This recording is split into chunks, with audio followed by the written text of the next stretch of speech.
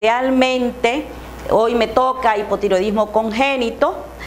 Ustedes saben, la endocrinopatía más frecuente en los recién nacidos es el hipotiroidismo congénito. Lamentablemente, es una de las patologías que no sé dónde están los hipotiroideos, porque no lo vemos, a pesar de tener una incidencia de 1 a 3.000 y hasta 4.000 nacidos vivos.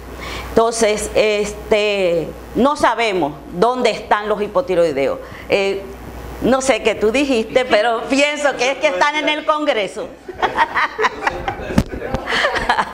Bueno. No, lo que dije es que lo vemos porque diga cretino. Exactamente. Bien. Si no pensamos en el hipotiroidismo, no lo vamos a diagnosticar. Es una de las patologías más difíciles de hacer el diagnóstico en los nursery. O sea, tenemos obligatoriamente que pensar en esa patología para poder hacer el diagnóstico, porque si no, se nos van. Entonces, antes de iniciar en lleno el tema, vamos a hablar algo de la embriología del tiroides. Un pequeño repaso. El tiroides se debe a la unión de un esbozo medio principal y de dos esbozos laterales. Esto procede del tejido endodermo. Se encuentra en la base o inicia en la base de la faringe, en la base de la lengua, y alrededor de los 40-50 días de gestación comienza a emigrar y se convierte en ese engrosamiento del endodermo hace que se convierta en una glándula bilobulada, ¿verdad? Unida por una cavidad a la cavidad o al piso faríngeo por un conducto que es el conducto tirogloso, que posteriormente se va a dividir, se va a separar, quedando una parte unida a la cavidad, o sea, a la base de la lengua, y esa cavidad permanece como una depresión, como un engrosamiento en la misma. Bien, posteriormente esta emigra hacia la parte anterior del cuello, por debajo del tejido del cartílago cricoide, y como ustedes saben, tiene la forma de una mariposa, tiene un istmo y dos lóbulos, el lóbulo derecho y el lóbulo izquierdo. Bueno, también tenía que decirle a ustedes que alrededor de los 17 días de gestación ya esta glándula es fácilmente viable. Viable no, o sea, se distingue. En cuanto a la histogénesis de la tiroides, está formada esta glándula por los llamados folículos. El tejido o la histología de la glándula está formado por folículos, que es la unidad funcional del tiroides. Estos folículos contienen en su interior una sustancia que es coloide, que es lo que posteriormente le va a dar la funcionabilidad al mismo folículo. Existen tres etapas: la etapa precoloidal, la coloidal y la folicular. La precoloidal se encuentra alrededor de la 5ª o 10ª semana, la coloidal de 10 a 11 semanas y la folicular posterior a las 11 semanas y media. En cuanto a la anatomía, bueno, ya yo dije esto, se me había olvidado que el peso es alrededor de 20 a 30 gramos, está formado por un istmo y mide alrededor de 60 a 70 milímetros de ancho y 30 milímetros de alto, con un espesor de 4 milímetros y 15 a 20 milímetros en las partes laterales. En esta figura podemos ver realmente la situación anatómica de la glándula tiroides. Como ustedes ven, los dos lóbulos, el istmo, y está por delante y por debajo del cartílago cricoides. Está irrigada por un abundante flujo sanguíneo. 4 arterias principales, una en cada lóbulo, y una arteria principal que es la llamada arteria media tiroidea. De todas las glándulas de nuestro organismo, la glándula que mayor irrigación sanguínea tiene es el tiroides. Solamente la supera el glonus carotidio y el riñón. O sea, fíjense lo importante de estas glándulas. También se encuentra inervado por el simpático cervical y algunos filetes del nervio laríngeo externo y del recurrente. Está formada por un grupo de folículos, que ya le dije que era la unidad funcional, y generalmente la función principal de las células foliculares es sintetizar las hormonas tiroideas que dependen del yodo. En cuanto a la síntesis del yodo, el metabolismo del yodo, el yodo es un oligoelemento esencial para todos los vertebrados, incluyendo el hombre, forma parte de las hormonas tiroideas, se encuentra en el agua, en algunos alimentos, generalmente en vegetales que se encuentran en zonas húmedas, en las rocas, se puede encontrar en esos vegetales o en esas hierbas un gran contenido de yodo. El ciclo de yodo es sumamente conocido. Tan pronto lo ingerimos en el aparato digestivo, se convierte en yoduro y es captado por la tiroides, incorporándose en la molécula de T4, de yodotironina y T3. Luego captado por el riñón, que es excretado de nuevo a través de la orina. Los requerimientos de yodo según la edad son los siguientes. En niños pretérminos se encuentra alrededor de mayor de 30 nanogramos por kilogramos por día. Hasta los 10 años, 90 nanogramos, de 7 a 10 años, 120, y continúa así hasta llegar a la vida adulta, que es de 150. Solamente mujeres embarazadas y mujeres que están lactando, los requerimientos del yodo es de 200. El tiroides tiene la mayor concentración de yodo en el organismo, alrededor de 5.000 a 7.000 nanogramos. En cuanto a la función del tiroides fetal, el eje hipofisotiroideo se desarrolla completamente independiente al eje hipofisotiroideo materno. Alrededor de la 8ª semana se demuestra la presencia de TRH en el hipotálamo y la presencia de células que contienen TSH en la hipófisis. Acuérdense que en el hipotálamo vamos a encontrar la presencia del TRH, que como siempre yo le digo, es como si fuera el general que va a dar la orden a la hipófisis para que ésta produzca el TSH y ésta a la vez a la glándula tiroidea para que produzca los T3 y T4. Aquí en esta gráfica podemos ver el hipotálamo, ¿verdad? El eje principal, hipotálamo, hipófisis, tiroides. Hipotálamo, donde vamos a encontrar la producción de TRH que va a estimular a la hipófisis para que ésta a su vez produzca TSH y mande el mensaje a la glándula tiroidea para que ésta produzca T3 y T4, y luego se hace un círculo de nuevo para regular, o sea, de T3 y T4 vuelve de nuevo al hipotálamo para que éste produzca el TRH. En cuanto a la función tiroidea en el recién nacido, aproximadamente 30 minutos después del nacimiento se produce una gran liberación de hormona tiroidea, o sea, de TSH. Esta está relacionada con el estrés por el cual atraviesa este recién nacido, con el cambio de temperatura corporal, donde estaba acostumbrado al cambio del frío.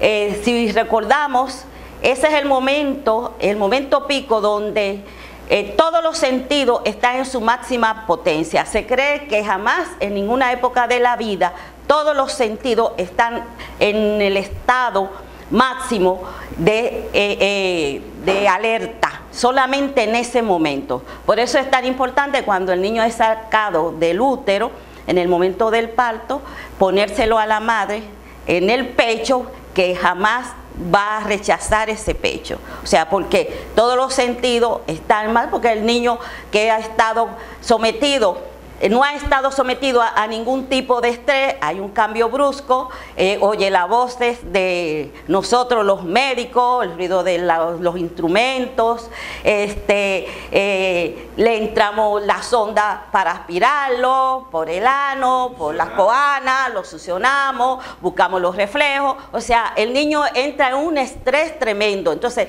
es el único momento donde hay ese estado de alerta de todos los sentidos. Entonces, conjuntamente con ese estrés, hay una gran descarga de TSH y que es mediada la misma por la hormona TRH.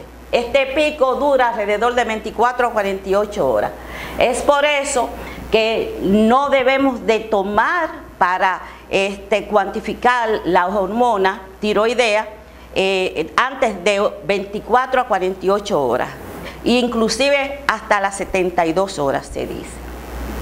Entonces, en los niños prematuros y en los de bajo peso para la edad gestacional, se observan en las primeras horas de vida los cambios en cuanto a los niveles de TSH y hormonas tiroideas similares a los de niños de término. Lo único que en los prematuros y en los de edad gestacional por debajo, o sea, los prematuros, estas hormonas o esta liberación se va a hacer en una forma tardía y va a depender del grado de prematuridad que tenga el individuo o el niño.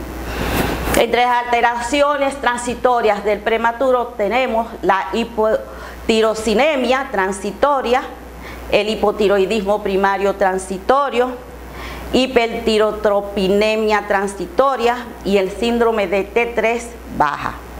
En cuanto a la hipotirocinemia transitoria, aquí vamos a ver los niveles de T3 y T4 altos, pero TSH va a estar normal. Esto va a variar mucho dependiendo del grado de prematuridad del niño para hacerse todavía más acentuado. Esto dura alrededor de 4 o 8 semanas. Esta hipotirocinemia transitoria. En cuanto al hipotiroidismo primario transitorio, en los niveles de TSH van a estar elevados, pero T3 y T4 van a estar normal.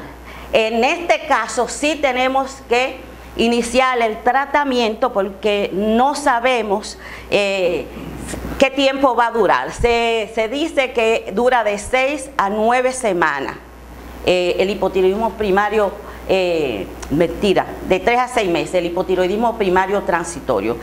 Su duración es alrededor de 3 a 6 meses. Entonces, como quiera, tenemos que iniciar el tratamiento para evitar el daño cerebral. En cuanto a la hipertirotropinemia transitoria, esta patología es rara, generalmente no se ve en estos países, esto se ve mucho en Europa y en Japón. Se cree que es debido, es idiopático, pero entre las investigaciones que se han hecho, se cree que es debido a algunas enfermedades autoinmunes de la madre, de autoinmunes, pero específicamente del tiroides. En cuanto al síndrome de T3 baja, este síndrome, la T3 va a estar baja y es sumamente lento la conversión de T4 a T3 en el síndrome de T3 baja. Y este se va a asociar a los niños con sepsis, con hipoxia, con hipocalcemia, con hipoglucemia, con síndrome de estrés respiratorio. Pero conforme este niño va avanzando su estado de prematurez, esto se va a ir corrigiendo. Pero esto es sumamente importante porque en estos niños con estas patologías que yo le acabo de mencionar, puede alarmar al médico que lo esté tratando por el T3 tan bajo, y es que la conversión se hace sumamente lento de T4 a T3 en este tipo de pacientes con estas patologías. Ya había hablado acerca de esto. que es la endocrinopatía más frecuente en el recién nacido, 1 a 3.500 vivos. El 80% del hipotiroidismo congénito se debe a una disembriogénesis tiroidea que se produce por la agenesia total de la glándula o por alteración o que queden restos de la misma en el trayecto habitual y por tanto se llama ectopía. Entonces estos restos pueden ser funcionables hasta cierto punto, hasta cierto momento de la vida. Cuando los requerimientos, conforme el niño va creciendo, sea mayor, entonces ahí va a dar las manifestaciones clínicas del hipotiroidismo.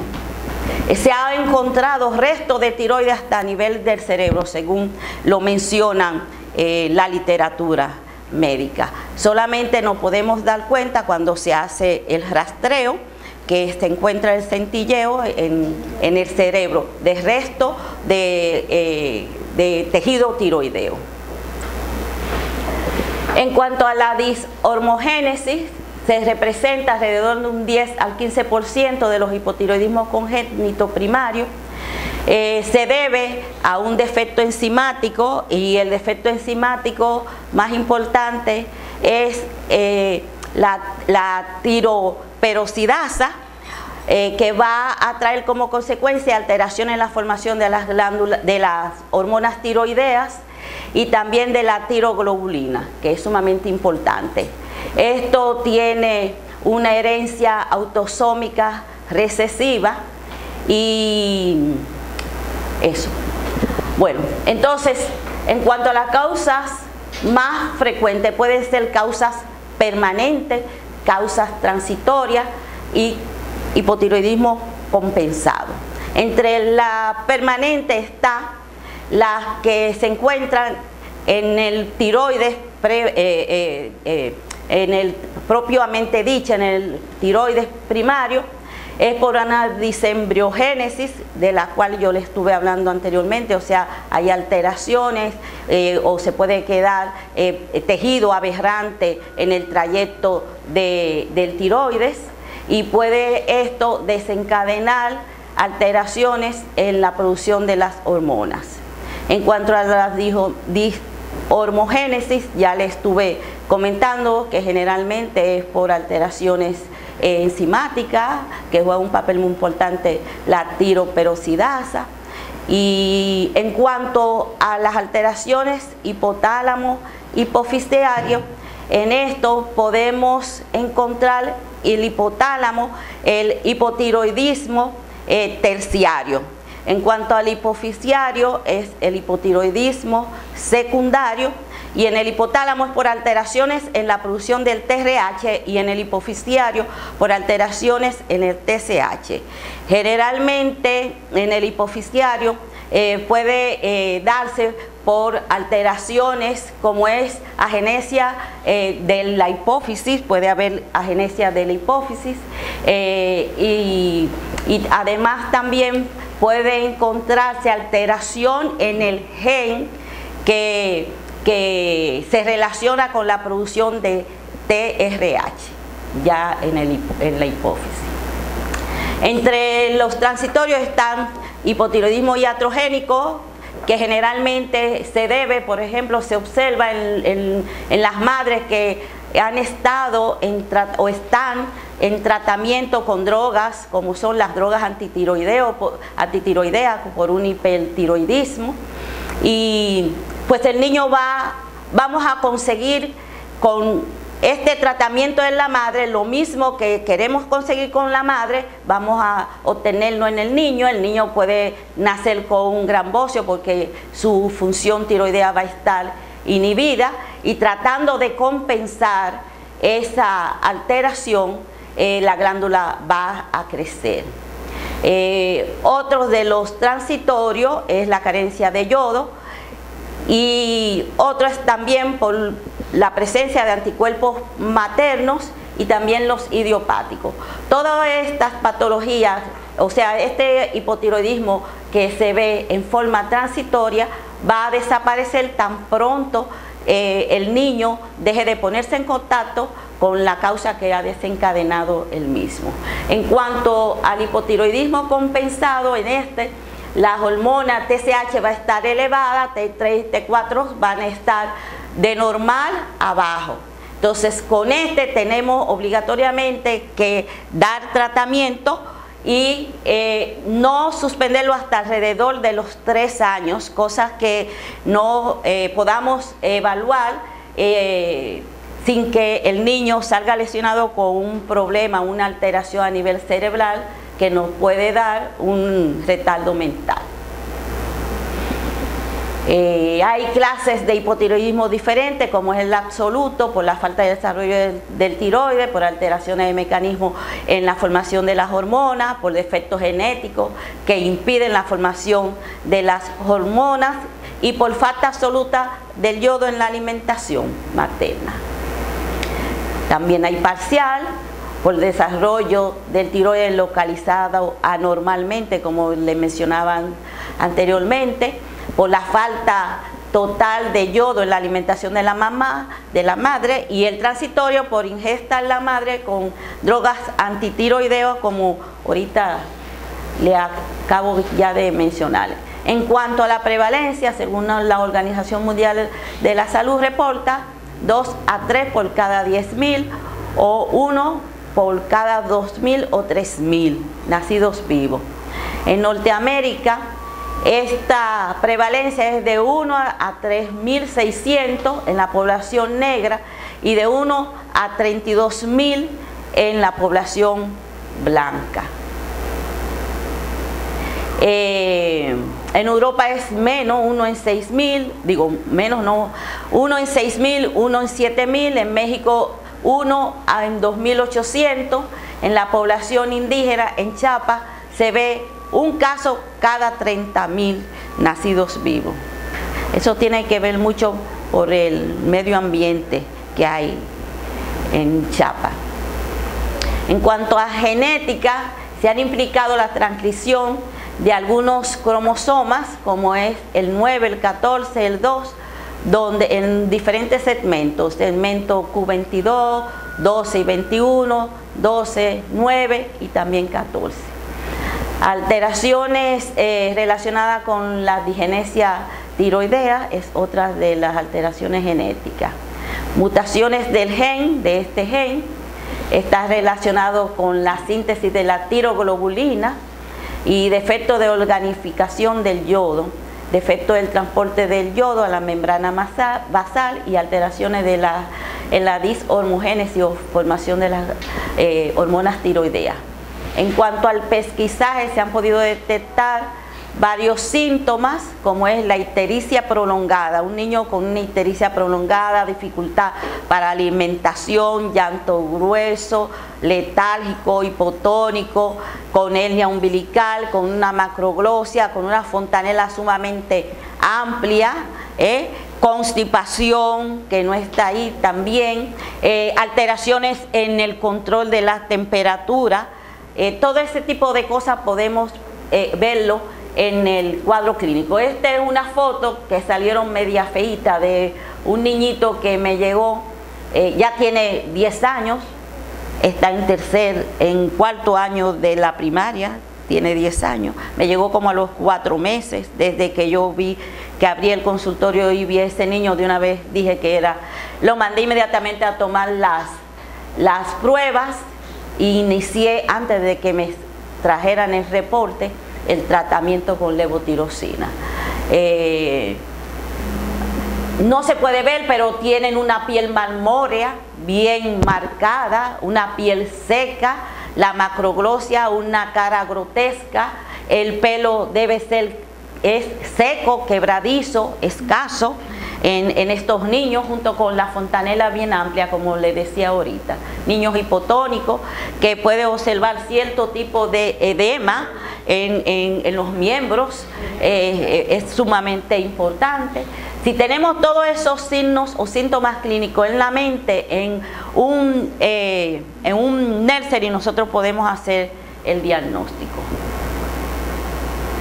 Me llegó recientemente, hace como en el hospital, en el Marcelino, en la hernia, tenía otras malformaciones, se asocian con otras malformaciones a nivel cardíaco, tenía hernia bilateral inguinoescrotal, aparte de la hernia umbilical, y la piel malmoria era sumamente marcada, una piel sumamente reseca también. Ya aquí están los mismos, generalmente se ven en pacientes, más bien es más frecuente en el sexo femenino y en pacientes de más de 40 semanas de gestación. Se asocian a otras malformaciones, como le había dicho.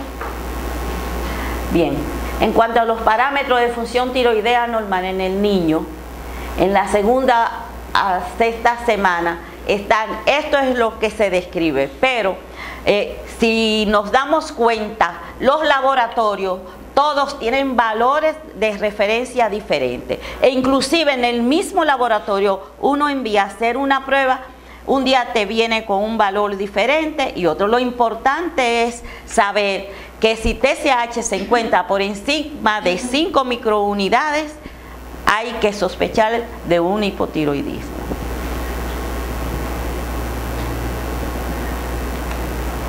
Esto es lo que le decía, que generalmente el diagnóstico lo vamos a hacer con TSH elevada, T4 y T3 puede estar normal o baja. Otra forma de hacer el diagnóstico está la ausencia del núcleo de la epífisis distal del fémur y también del proximal de la tibia. También si hacemos una edad ósea, esta edad ósea va a estar retrasada. Y otra forma de diagnóstico es la ecografía tiroidea y la gammagrafía tiroidea, donde nos va a confirmar si la glándula está presente o si está ausente o por dónde anda, aunque sea resto de la misma, en una forma ectópica. En cuanto al tratamiento, se recomienda iniciar tan pronto nosotros lo sospechemos. Vale más inicial y que no sea, y que nosotros lo dejemos pasar por alto y que al final sea un hipotiroidismo. O sea, en lo que nosotros confirmamos, sacamos la sangre, inmediatamente iniciamos el tratamiento. Debe iniciarse con 10 a 15 nanogramos de levotirosina por kilogramos por día. Generalmente se debe de triturar la pastillita. Yo le digo siempre que la pastilla triturada la pongan a un recién nacido en una cucharita con un poquito de agua.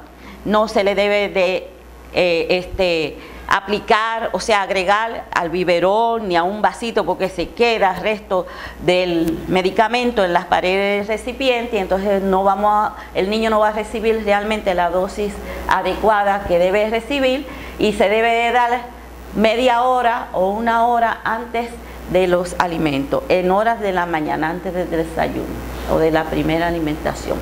En cuanto al screening neonatal, ahorita le preguntaba a la doctora aquí a Leira en qué estaba lo del screening. Se debe de realizar las pruebas de 48 a 72 horas después del nacimiento. Se debe de desinfectar con alcohol el talón, dejar que salga la gota gruesa, la primera gota se desecha y luego se toma una segunda gota que se va a poner en el circulito del papel filtro y se lleva para ser procesado por medio de radioinmunoanálisis. Ok, gracias.